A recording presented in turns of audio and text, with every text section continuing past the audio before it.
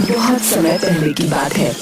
तीन भिक्षुक हिमालय की चोटियों को पार करते हुए एक अनोखी और सुंदर नगरी में पहुंच गए।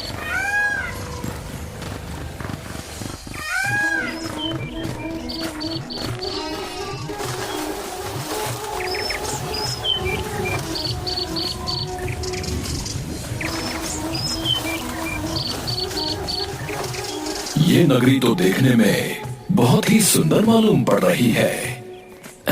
आपने बिल्कुल सही कहा गुरुजी। इतनी सुंदर नगरी तो मैंने सिर्फ सपनों में देखी है। गुरुजी, भिक्षा मांगते मांगते आप तो हमें हिमालय की चोटियों तक ले आए। मुझे तो लग रहा था कि हम तीनों ठंड से हिमालय में ही जमकर रह जाएंगे। ये जरूर ईश्वर की ओर से हमारे लिए पुरस्कार है गुरुजी। प्रेमपाल, हम सिर्फ भिक्षुक ही नहीं बल्कि मार्गदर्शक भी हैं।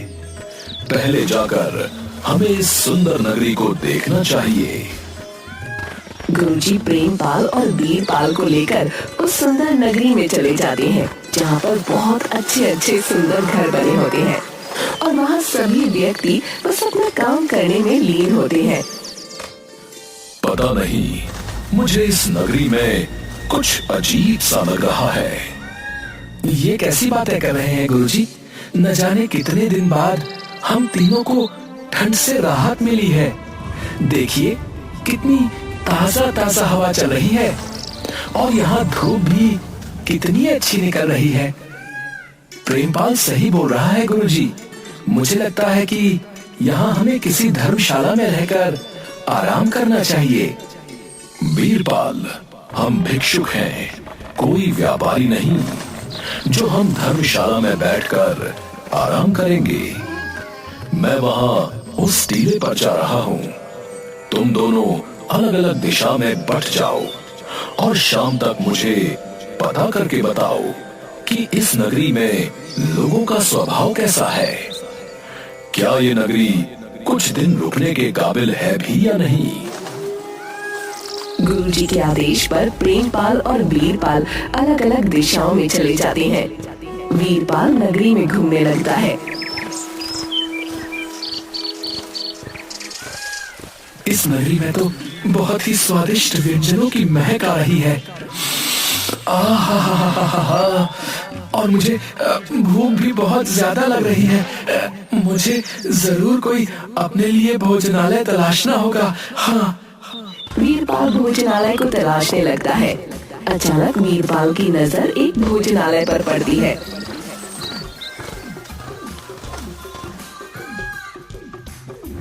कुछ खाने को मिलेगा? कौन हो तुम? इस नगरी में तुम्हारी आवाज मैं पहली बार सुन रहा हूँ। मैं एक भिक्षुक हूँ। भिक्षुक? ये कौन होते हैं? जो भिक्षा मांगकर खाते हैं। समझ गया, तुम कोई काम धंधा नहीं करते और मांग कर खाते हो। नहीं, आप मुझे गलत समझ रहे हैं। मेरा कहने का मतलब वो नहीं है। तो फिर क्या मतलब है? तुम हमें मार्गदर्शक कह सकते हो, मार्ग दिखाने वाला। तब तो तुम्हारे लिए ये सारा भोजन मुफ्त है। इसका मतलब तुम देख सकते हो। देख सकते हो से क्या मतलब? क्या तुम नहीं देख सकते? नहीं, सिर्फ मैं ही नहीं बल्कि इस नगरी का कोई इंसान नहीं देख सकता। तुम हमारे राजा से जाकर मिलो, वो तुम्हें बहुत सारा इनाम देंगे। इस नगरी में तुम किसी से भी बोल देना कि तुम मार्गदर्शक हो। वो तुम्हें मुफ्त में भोजन, कपड़े, मकान, यहाँ तक कि सुंदर कन्या से तुम्हारा विवाह भी कर देंगे।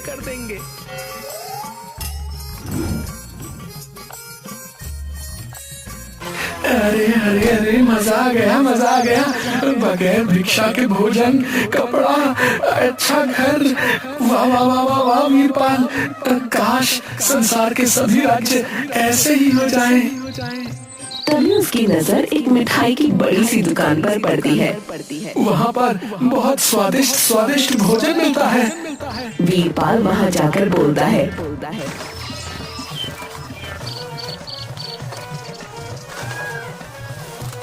अरे ये मिठाई तो बहुत ही स्वादिष्ट मालूम पड़ रही है। ये मिठाई मेरी पत्नी ने अपने हाथों से बनाई है। मेरे हाथों की बनाई हुई मिठाई जो है इस नगरी में प्रसिद्ध है भैया। क्या तुम मुझे मिठाई दे सकते हो?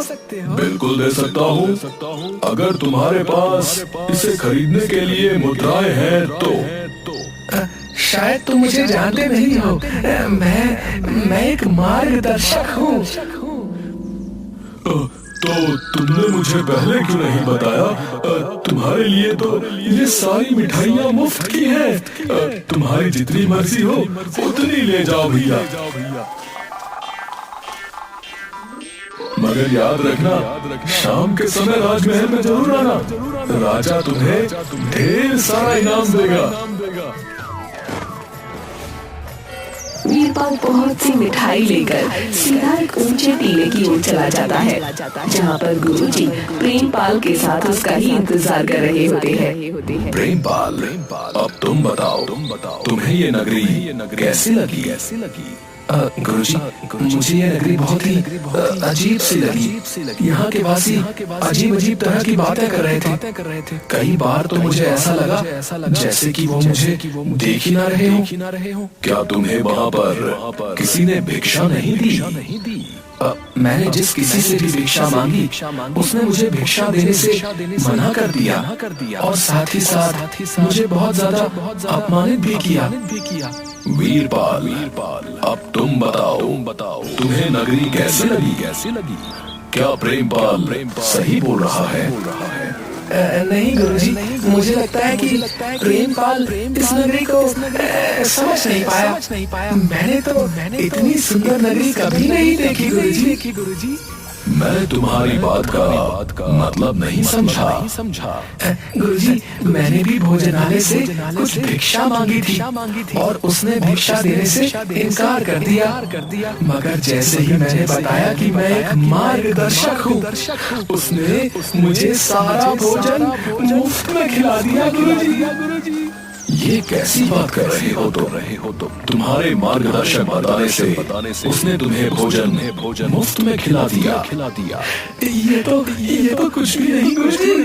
उसने मुझे ये भी कहा कि इस नगरी में तुम किसी के भी सामने कह दो कि तुम एक मार्गदर्शक हो तो वो तुम्हें मुफ्त के कपड़े, भोजन, सभी कुछ देगा। और हाँ गुरुजी, एक बात बताना तो मैं भूल ही गया। इस नगरी में जितने भी इंसान है ना, वो सब के सब अंधे हैं। हमें यहाँ से अभी और इसी वक्त वापस जाना होगा। ये नगरी हमारे लिए खतरों की नगरी है। ये कैसी बातें कर रहे हैं आप गुरुजी? यहाँ सब कुछ मुफ्त में मिल रहा है और आप हैं कि यहाँ से जाने की बातें कर रहे हैं। वीरपाल, पिछली बार तू अंधेर नगरी में फंस गया था, पर इस बार तू अंधों की नगरी में फंस जाएगा। मेरी बात मान, यहाँ से चलते हैं। मैं अब कहीं नहीं जाने वाला गुरुजी। आपको जाना है तो आप जा सकते हैं। मैं तो अपना सारा जीवन जो है यही व्यतीत करूंगा। इतना कहकर वीरपाल वहाँ से चला जाता है और एक पेड़ के नीचे जाकर अपने आप से बोलता है। शाम के समय राजमहल में जाकर राजा के ढेर सारे इनाम लूंगा। उसके बाद गुरुजी को दिखाऊंगा। तब उन्हें पता लगेगा कि वीरपाल मूर्ख नहीं है।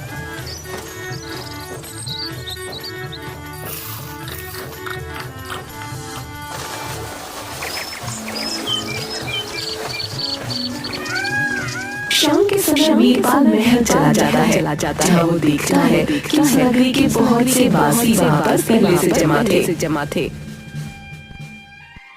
तुम कौन हो?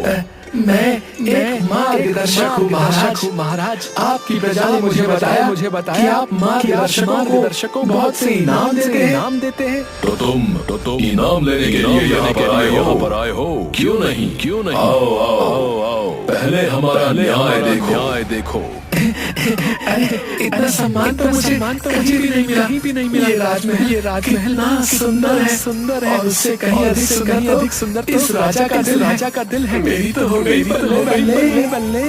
कुछ देर बाद राजा के महल में एक बूढ़ा व्यक्ति आता है। महाराज मैं कपड़ों का कारीगर हूँ। कंबल बनाता और कंबल बनाकर बेचता हूँ। तो क्या तुम सिर्फ ये बताने के लिए मेरे महल आए हो?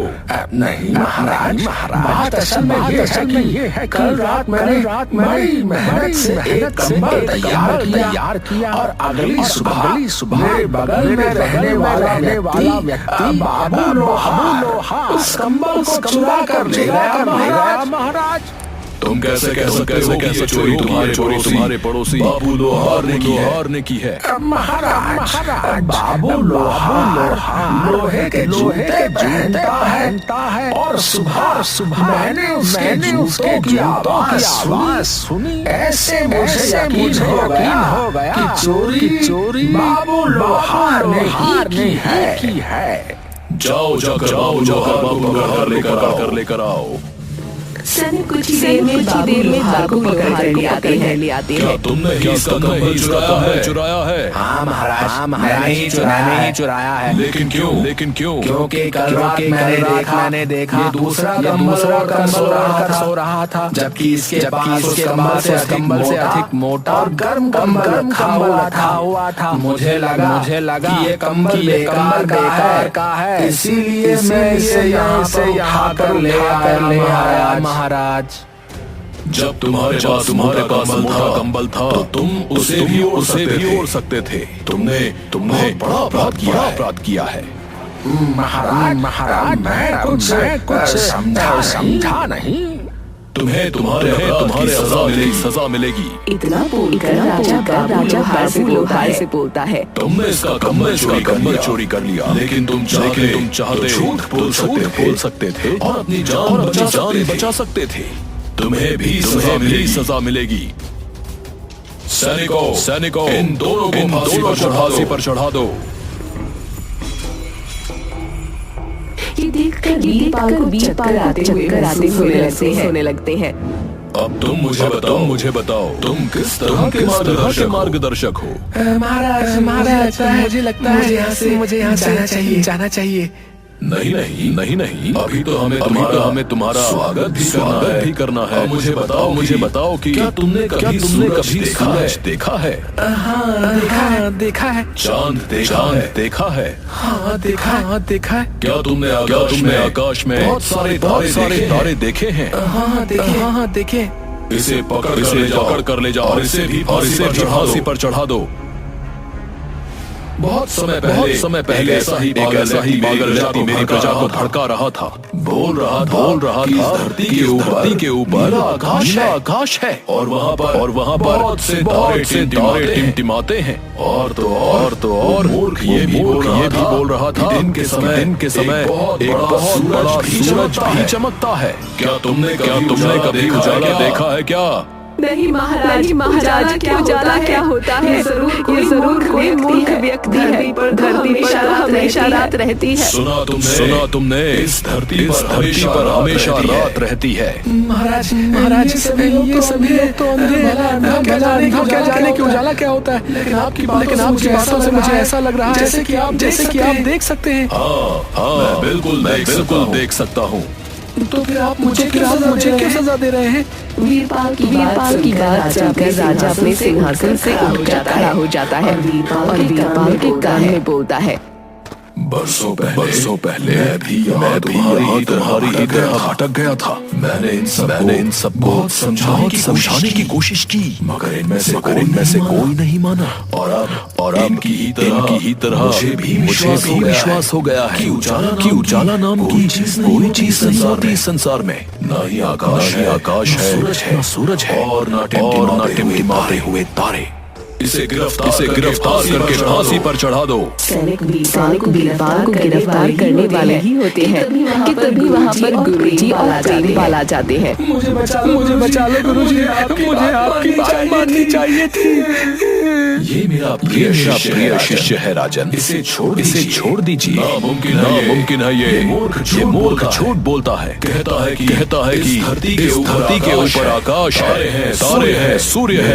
मेरे राज्य में इन सब बातों की सजा दंड है। आपका आदेश सर आंखों पर। मैं आपके न्याय के विपरीत नहीं जा सकता, लेकिन मैं आपसे कुछ कहना चाहता हूँ। कहो क्या कहना चाहते हो? महाराज मैं आपके कान में कुछ कहना चाहता हूँ।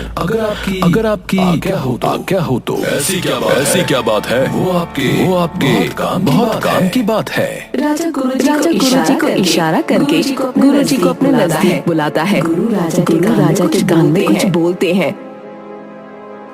ठीक है, आज तो तुमने कुछ ऐसा कह दिया, पर आज के बाद कभी भी लोगों को मूर्ख मत बनाना। तुम जा सकते हो और दोबारा यहाँ पर कभी नजर मत आना। वीरपाल जल्दी से उठकर गुरुजी के साथ निकलकर उस नगरी से बाहर भाग जाता है। ये सब आपने कैसे किया गुरुजी? उस राजा ने मुझे छोड़ कैसे दिया? वो सब जन्मजात अंधे थे। उनकी पीढ़ियों में कोई भी देखने वाला व्यक्ति नहीं था। तुम्हारे जाने के बाद मैंने जब इस राज्य के बारे में पता किया, तब मुझे लगा कि वर्षों पहले ये राजा भी यहाँ पर आकर भटक गया था। राजा ने उस समय लोगों को बहुत समझाने की कोशिश की, मगर कोई भी इसकी बात नहीं माना। लेकिन वो एक चतुर व्यक्ति था। उसने बड़ी आसानी से यहाँ के राजा को मारकर सिंहासन हथिया लिया। लेकिन आपने ये नहीं बताया कि उसने मुझे क्यों छोड़ दिया? क्योंकि मैंने उसके कान में कहा था कि अगर तुमने मेरे शिष्य को नहीं छोड़ा तो मैं सारी प्रजा को बता दूंगा कि तुम भी देख सकते हो, और तुमने ही उनके पुराने राजा का कत्ल किया था। अगर उसकी प्रजा को ये पता लग जाता कि वो राजा भी देख सकता है, तो उसकी प्रजा बगावत कर देती। लेकिन मेरी एक बात समझ में नहीं आई गुरुजी। वो राजा उल्टे सीधे न्याय क्यों कर रहा था? उसके न्याय पर प्रजा सवाल क्यों नहीं उठा रही थी? क्योंकि उन्हें लगता है कि न्याय यही है, राजा का न्याय सर्वोत्तम है। इसलिए मैंने प्रेमपाल से कहा था कि नगरी हमारे लिए खतरे से खाली नहीं। गुरुजी महाराज, मैं आपकी बात कभी नहीं टालूंगा। राम अंधी प्रजा, पागल राजा। सभी मुस्कुराने लगते हैं।